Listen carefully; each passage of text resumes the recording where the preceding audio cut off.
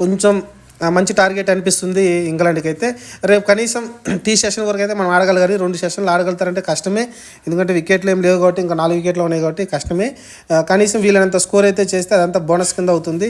కనీసం అయితే 400 దాటితే కానీ మనమైతే మ్యాచ్లో ఉండే అవకాశం కనిపించట్లేదు. ఎందుకంటే రోజు కూడా బ్యాటింగ్ బాగానే ఉంటుంది. కొంచెం ఓపిక్గా నిలబడాలి. జైస్వాల్ ఎలా అయితే ఓపిక్గా ఉండి లూజ్ బాల్స్ని ఎలా షాట్లు కొట్టాడో అలానే మిగతా ప్లేయర్స్ కూడా అలానే ఆడితే మంచి స్కోర్ అయితే వచ్చే అవకాశం ఉంది.